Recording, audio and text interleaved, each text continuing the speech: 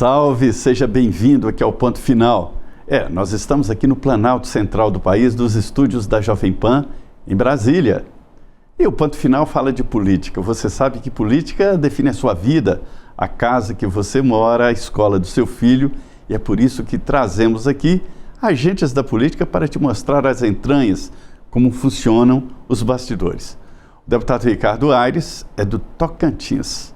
Foi deputado estadual, agora é deputado federal e começou a atividade política ainda como estudante nos movimentos estudantis. Deputado, seja bem-vindo aqui aos estúdios da Jovem Pan. Gostaria de dar boas-vindas. O tempo está tenso na política, né? Obrigado, Zé Maria. Eu agradeço essa oportunidade. Ainda bem que está tenso, que reclama de nós. Verdade.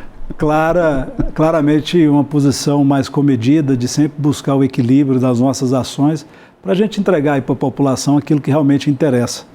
Pois é, deputado, o senhor falou da tensão, eu também acho muito natural essa tensão da política, né? Porque quando existe um acordão por aqui, todos os líderes fecham, você sai perdendo. Então é bom mesmo, a política é feita de tensão. E essa tensão hoje atinge ali uma disputa entre poderes.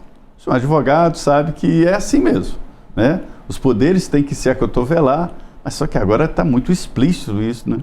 Eu acredito muito no consenso e no equilíbrio. A República se organiza com poderes que precisam ser independentes, mas também obriga que haja harmonia entre os poderes para que a gente possa entregar para a sociedade os frutos e as políticas que interessam, de uma maneira em geral, a comunidade.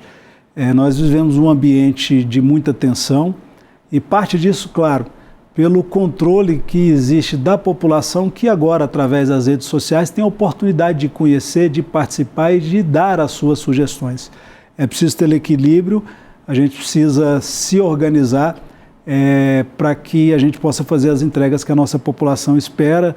Claro que quanto mais debatidos temas que interessam com a nossa comunidade, melhor, né? Pois é, a Praça dos Três Poderes é feita ali do equilíbrio. A Constituição fala, né, desta convivência harmônica, mas a harmonia não significa submissão, ou seja, os poderes têm lá as suas prerrogativas, é assim. O senhor tem uma proposta que é muito discutida e interessante, não conseguiu através de uma emenda à Constituição, que é redefinir o Supremo Tribunal Federal. Na verdade, existe um desvirtuamento de toda a República e isso também alcança o Supremo Tribunal Federal. Hoje nós temos o Poder Executivo, que através da medida provisória tomou para si as atribuições do Poder Legislativo. O próprio Poder Legislativo também, de maneira desmedida, a gente precisa assim reconhecer, ampliou a sua atuação, inclusive realizando atribuições do Poder Executivo através das emendas parlamentares. E a gente precisa encontrar um limite para isso tudo. E com muito mais razão em relação ao Supremo Tribunal Federal. O Supremo Tribunal Federal dá a última palavra em tudo aquilo que diz respeito à nossa República. E a gente precisa mudar toda essa dinâmica, inclusive da sua composição, conferindo mandatos transitórios para que a gente possa sempre oxigená-lo. Não pode, por exemplo, o presidente da República tomar para si a indicação de todos os ministros. A gente precisava, e essa é a minha proposta, ouvir a OAB, o próprio Ministério Público, a Câmara, o Senado. O Tribunal de Contas da União, né, hoje? Num formato como, por exemplo, do Tribunal de Contas da União. Então, eu acho que é importante... Câmara indica, o Senado, o Executivo, né? Exatamente. É importante revisitar o Supremo Tribunal Federal sem tirar dele a força que ele precisa ter para garantir a sua atuação, mas a gente precisa tornar ele mais plural, mais transparente, e eu acho que essa é uma reclamação do conjunto da sociedade. O senhor tocou num ponto aí da medida provisória, é uma origem de um Brasil que seria parlamentarista. Eu me lembro que esse debate veio da Constituição italiana, a medida provisória, porque na época o então presidente Sarney disse que sem um instrumento assim, ficaria ingovernável. Ele se referia ao que existia antes, que era o decreto de lei, o famoso decreto de lei. E aí ele disse que sem um instrumento, então, criaram a medida provisória. E tinha uma ideia de que o Brasil seria parlamentarista, mas depois o referendo popular não aceitou o parlamentarismo e o Brasil ficou presidencialista, com um monte de penduricalhos parlamentaristas, inclusive a medida provisória. Mas hoje a medida provisória está bem contida, né? Dificilmente um governo como hoje do presidente Lula aprovaria uma medida provisória que o Congresso não aceitasse. Na realidade, o próprio Supremo e o Poder Judiciário, de uma maneira geral, restringiu o uso dessas medidas provisórias, cobrando que haja sempre relevância e urgência, de maneira que não são mais usadas como anteriormente. Até porque, para além do Supremo Tribunal Federal, para além da Câmara Federal, do Poder Legislativo, hoje a população vem acompanhando com muito mais presença todo o desenrolar da política pública, em especial aquilo que diz respeito ao Poder Executivo. Hoje nós temos, e aqui é importante fazer essa crítica, nós temos hoje um Poder Legislativo muito empoderado, grande parte do orçamento executado através das emendas. 50 bilhões. 50 bilhões de reais. Então nós temos o bônus de poder estabelecer uma política pública que chega aos municípios, isso é importante considerar isso, mas nós não temos também o ônus da boa governança. De maneira que eu vejo hoje bastante promissor o debate que se faz, inclusive do parlamentarismo, como forma do Poder Legislativo ter o ônus, ter o bônus, mas também ter o ônus da gestão com a presença de um primeiro-ministro que possa fazer esse trabalho de elaboração em conjunto com os ministros de Estado das políticas públicas. É interessante, deputado, que o senhor mostra um equilíbrio, né? O senhor faz críticas a posicionamentos do Supremo Tribunal Federal que invade e ultrapassa barreiras, mas também do próprio Congresso. Quer dizer, o Congresso, com essas emendas impositivas, se transforma em executor. Se existisse um só motivo para a existência do Congresso, seria aprovar o orçamento, né, e fiscalizar, né, não para executar. Ninguém pode, ao mesmo tempo, executar e se fiscalizar, né? É uma armadilha. Exatamente. E veja algumas inconsistências. As emendas de bancada, por exemplo, elas se voltam para o atendimento de projetos estruturantes dos estados. Hoje, esses valores correspondentes às emendas de bancada são divididos em projetos menores. Está certo que você atende ali um ou outro município com uma demanda local relevante, mas isso se distancia daquilo que marcou a sua criação, que é o atendimento de projetos prioritários para fazer a economia de determinada localidade crescer, como a construção de uma ponte, como um instrumento importante de transporte e logística daquela região. Então, assim, nós precisamos rediscutir esse pacto federativo também para colocar em debate aquilo que cabe ao município, ao Estado e à União. Não adianta também a União arrecadar do jeito que arrecada, entregando para Estado e município que não tem recurso para isso, as políticas que são de suas atribuições, como não adianta também a gente hoje experimentar o que a gente vem enxergando, que é essa guerra institucional que faz com que, por exemplo, a gente não avance. Nós estamos agora faltando 60 dias para o recesso legislativo e a gente ainda não conseguiu avançar na Câmara dos Deputados com temas que interessam a nossa população. É parte disso em função dessa guerra institucional e desse debate ideológico que, infelizmente, não vem deixando a política e a boa política se desenvolver. É interessante que isso que o deputado falou é muito importante, porque realmente há uma pulverização. Atende ali o calçamento de uma rua no município e o deputado pega aqueles cerca de 40 milhões de reais para cada deputado. E ele distribui, né, um pouquinho para um pouquinho para outro e tal, cada um com seu objetivo. São 3 tipos de objetivos claros no Congresso, né? Um é ganhar voto, o outro é altruísta, que quer desenvolver regiões, e outro para roubar. Existem deputados lá que querem emendas para isso, né? E esse dinheiro é pulverizado, ou seja, não atende a uma grande obra de infraestrutura, que é o gasto bom, né? Que é uma estrutura que possa fazer o município, o Estado e a União se desenvolver.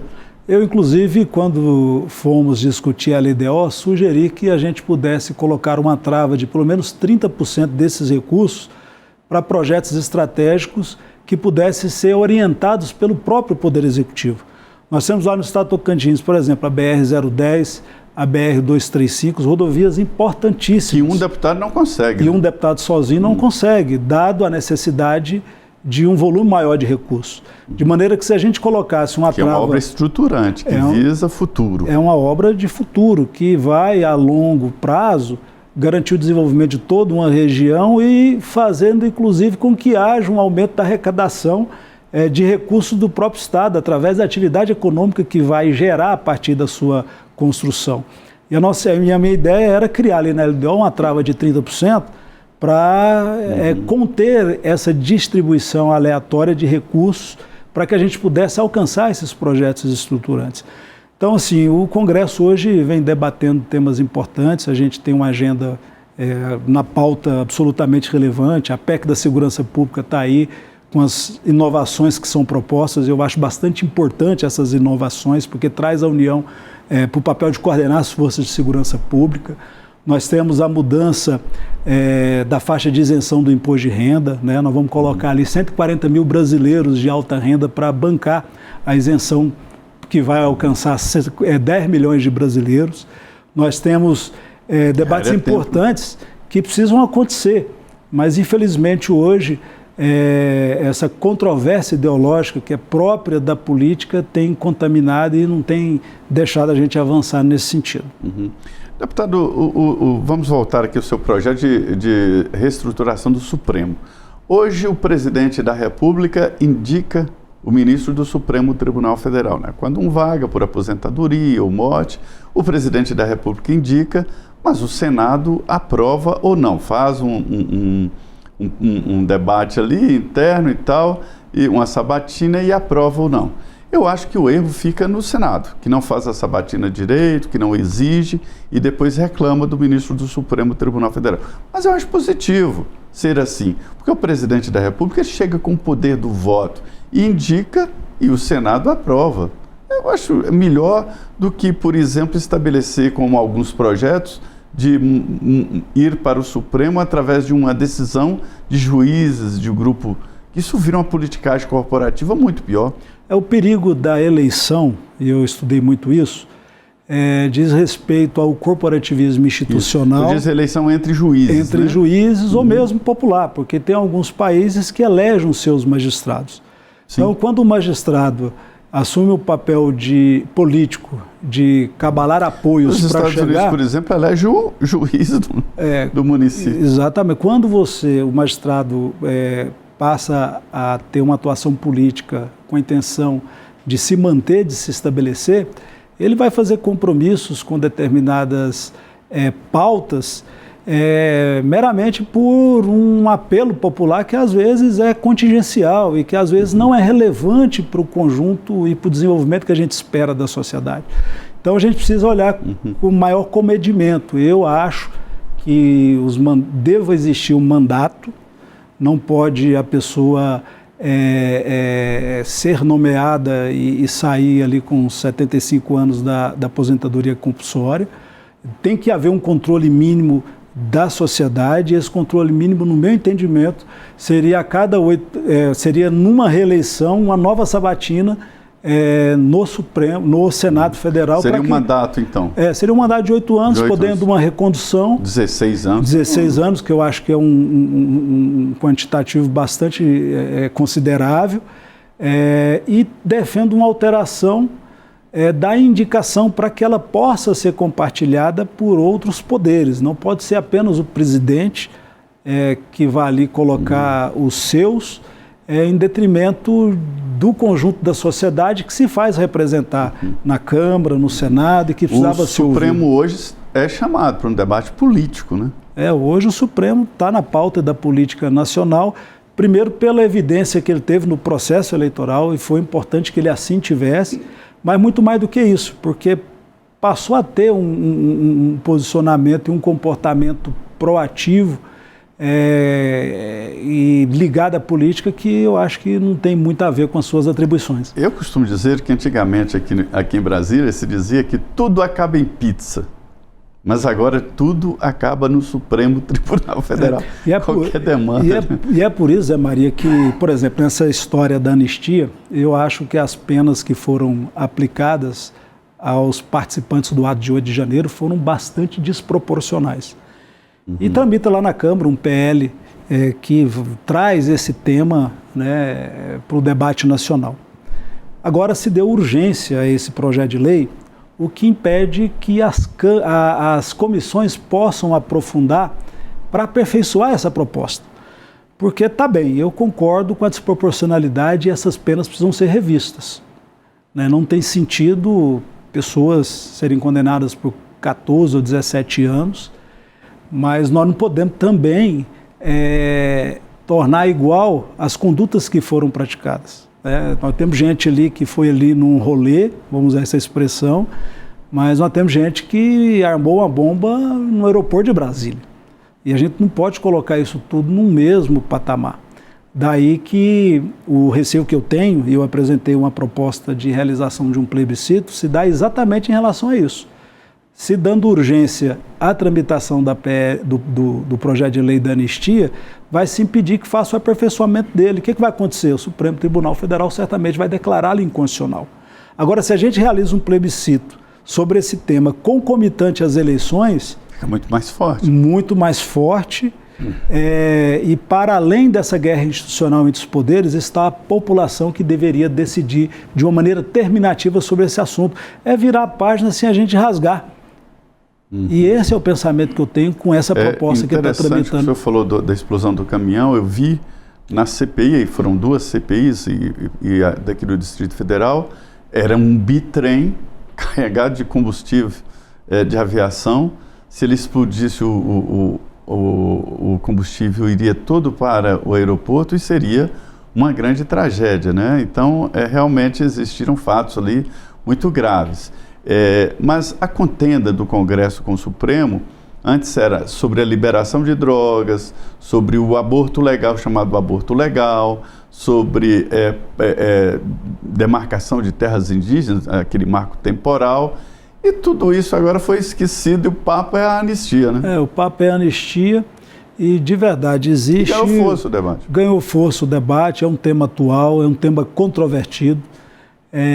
E, além disso, claro, é importante considerar que há também uma intromissão indevida do Supremo na liberdade e no exercício da atividade parlamentar. Existem imunidades, essas precisam ser observadas. Então, esse ambiente de contenda institucional só poderia ser, na minha opinião, corrigido com um plebiscito que pacificaria a sociedade, impondo ali uma decisão terminativa sobre esse assunto. Então eu sei que tem muita gente que defende a anistia, acha inclusive que a urgência estabelecida e pedida por ela é a tábua de salvação das pessoas que hoje se encontram presas, mas a realidade não é essa. A realidade é que muita gente defende os aspectos humanitários, e eu me alio a essas pessoas, porque tem muita gente ali condenada por penas desproporcionais, mas tem muita gente ali que está numa agenda político-partidária. E aí, independente de ser de direita ou da esquerda, coloca os presos do 8 de janeiro como mote dos seus interesses político-partidários. E eu acho que o Brasil merece mais do que isso, a gente precisa virar essa página e acho que só o plebiscito vai consertar.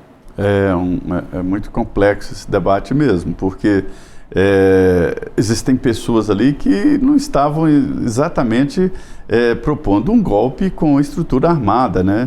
A Débora, por exemplo, a moça do batom na estátua, ela condenada a 14 anos, mas não foi só por isso, né? Condenada também por abolição, violento Estado Democrático de Direito, golpe, que eu acho, 2 crimes assim que similares. São crimes que o ato que se pratica de um se identifica com o de outro.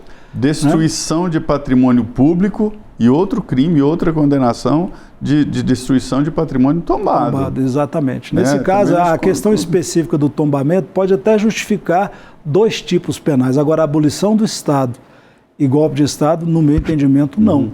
Outra polêmica é formação de quadrilha armada. Não sei se a Débora estava armada e se tinha alguém armado ali, naquela situação. E outra formação de quadrilha, quer dizer, a formação de quadrilha, pelo Código de Processo Penal, ele tem que ter funções, os integrantes da quadrilha, cada um detidamente com sua função.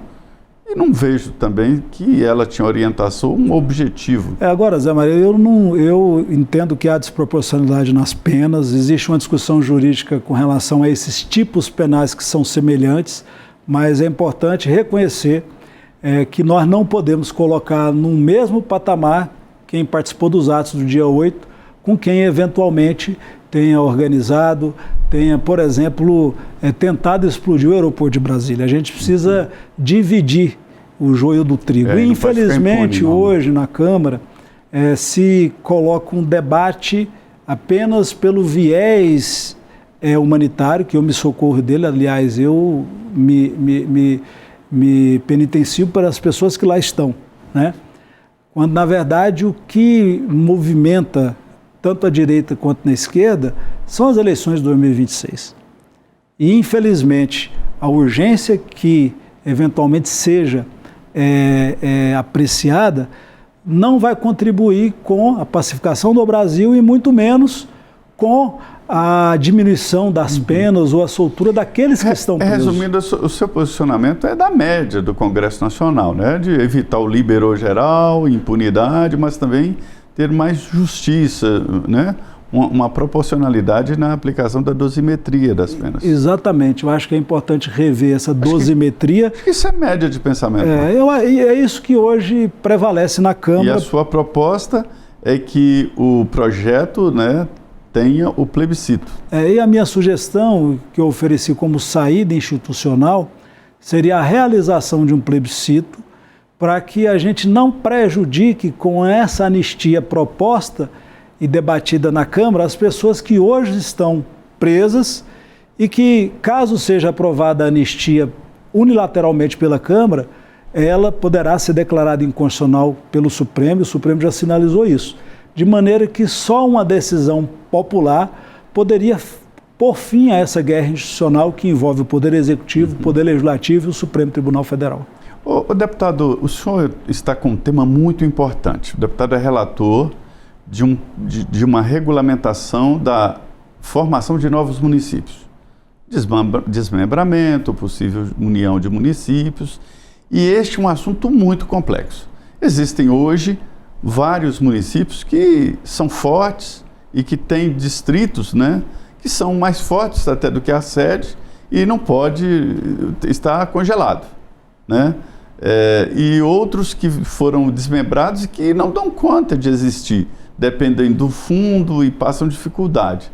A sua proposta é dar uma nova roupagem nessa possibilidade, né, de desmembramento e de união de municípios. Nós desejamos restabelecer para os estados, para as assembleias legislativas, a atribuição de decidir sobre a criação, a fusão, a incorporação de novos municípios. Claro que nós não podemos fazer isso de maneira despropositada. Nós não podemos promover um liberou geral porque a população não aguenta pagar por mais vereadores, por mais prefeitos, por uma máquina pública que já é inchada por demais. De maneira que, com o projeto que eu estou relatando, a proposta de emenda constitucional, nós estamos analisando aí o que foi sugerido, que para a realização de plebiscito, se cobra inicialmente um estudo de viabilidade econômica para demonstrar de maneira técnica a viabilidade daquele município então, se autogerir. Pelo seu projeto, que deve ser votado no Congresso Nacional, para se separar o distrito ou a região tem primeiro que aprovar a viabilidade econômica. Nós nos sustentamos. Exatamente. Aí depois pede um projeto para a Assembleia Legislativa de cada estado. Aí a Assembleia vai dizer, tá bom, pode separar. Seria assim? Exatamente. A Assembleia, a população manifestando através da sua representação, pediria ou apresentaria um projeto na Assembleia para a realização de um plebiscito para a emancipação de determinado distrito, e a Assembleia Legislativa, ela própria, através da presidência da Casa, faria, através de instituições de credibilidade, um estudo de viabilidade técnica que, apontando a condição do município se autogerir, poderia liberar e organizar um plebiscito para que a população decidisse sobre isso. Então não pode ser um liberou geral. Tem que ter um estudo de viabilidade antecipado para, a par desse estudo de viabilidade, você ter a condição de convocar o plebiscito para aquela comunidade decidir sobre a criação, a fusão de municípios. O senhor tem uma ideia de que se é bom para o município a divisão? Porque eu tenho uma ideia. Durante o processo constituinte, né, havia proposta de dividir vários estados, inclusive Minas Gerais, em 3 estados, né? Mas o mais debatido era o Triângulo, o estado do Triângulo, né? E aí, quando eu vi Tocantins, Mato Grosso, tal, que se separaram, Tocantins é outro. Antigamente era um lugar abandonado, né? Hoje é um estado forte em crescimento. E com os municípios, o senhor tem ideia de que dividir é melhor? Olha, o testemunho que eu dou como tocantinense é que foi bom tanto para o Tocantins quanto o Goiás a criação de uma nova unidade federada. Hoje a gente cresce economicamente, se posiciona entre os estados que mais geram emprego, e isso tudo só se tornou possível com a emancipação do estado, né? De igual forma, pense em relação aos municípios. Nós temos municípios distantes, nós temos distritos distantes da sede dos municípios, 70, 100 quilômetros. Nós temos no estado do Pará uma situação em que o distrito que quer se emancipar está a 1.000 quilômetros da sede do município. As pessoas sofrem pela falta de acesso à política pública e a forma disso chegar distrito do município. A forma disso chegar é através do estabelecimento ali. Só pode chegar de avião, né? Não lá tem jeito. Tem muita água, né? Nós temos algumas questões também, porque não é só a criação de novos municípios, nós temos algumas questões para serem corrigidas. Lá no Tocantins mesmo, nós temos um distrito... Recebe demandas do Brasil inteiro. Então. Do Brasil inteiro. Nós temos lá no Tocantins, por exemplo, um distrito chamado Alto Lindo, que fica do lado de Itacajá, que é uma sede de município. Atravessou o rio e você chegou em Itacajá. Mas Alto Lindo não compreende ao município de Itacajá. Ele está ligado a Goiatins a 60 quilômetros de distância. Aí a população de Alto Lindo usa dos serviços públicos estabelecidos em Itacajá, porque é só atravessar o rio. E paga imposto. Paga imposto e gera dividendos para a sede do município que fica a 60, 70 quilômetros dali. Por que esse assunto ficou tão travado, deputado? Hoje é impossível, né? Na verdade, o Supremo acabou com a farra, né? Porque existiu ali. Foi de maneira geral. Foi um liberou geral. Tem município de 1.000 habitantes. E municípios sem qualquer propósito, né? Município. Municípios sem qualquer propósito foram criados e muito mais por uma demanda política menor do que realmente aquilo que precisava acontecer, né? Então, essa farra, o Supremo, ainda bem que limitou. Mas aí travou demais. Só que o freio de arrumação acabou prejudicando distritos importantes, como, por exemplo, ali colado em Palmas, nós temos o distrito de Luzimangues, que é de Porto Nacional da minha cidade, que sonha com a emancipação política e hoje tem mais, se fosse criado hoje como município, o distrito de Luzimangues, estaria entre as 10 maiores cidades do estado. Então nós precisamos fazer esse debate, eu vou percorrer todo o país discutindo esse assunto, a gente precisa fazer isso de maneira prudente, de maneira equilibrada, porque nós não podemos tirar dos estados e das assembleias essa prerrogativa. Mas essa prerrogativa precisa ser exercida com fundamentação técnica, econômica, daí a necessidade do estudo de viabilidade antes da realização do plebiscito. Isso é um assunto bastante interessante. Eu acredito que o Brasil inteiro tem demandas que chegam aqui ao Congresso Nacional. Mas o Congresso está meio travado, né, deputado? O senhor falou no início aqui, nós estamos há 60 dias, né, de um novo recesso parlamentar e está tudo parado, eu não estou entendendo por que essa paralisação. Eu não acredito que seja só o projeto de anistia. Na verdade, houveram outras situações, como, por exemplo, a votação do orçamento. A Câmara deixou de votar no ano passado, votou só agora, e a gente ainda não conseguiu, por exemplo, indicar as emendas que serão executadas esse ano e a gente já chegou no mês de maio. Agora há pouco tive a informação que esse prazo de indicação foi dilatado para meados de maio. o que vai levar ainda mais adiante essa pauta política que acaba ocupando grande parte do tempo e do trabalho que nós realizamos ali.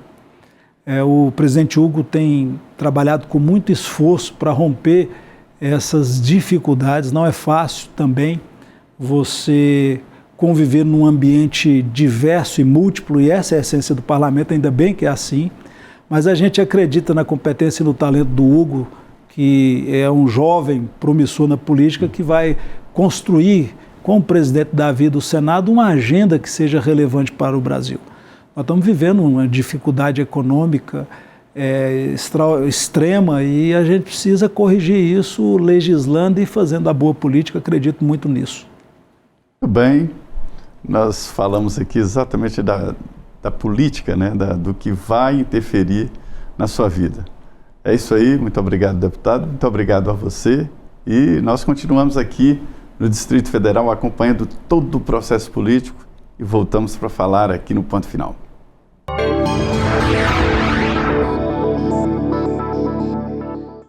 A opinião dos nossos comentaristas não reflete necessariamente a opinião do Grupo Jovem Pan de Comunicação. Realização Jovem Pan News.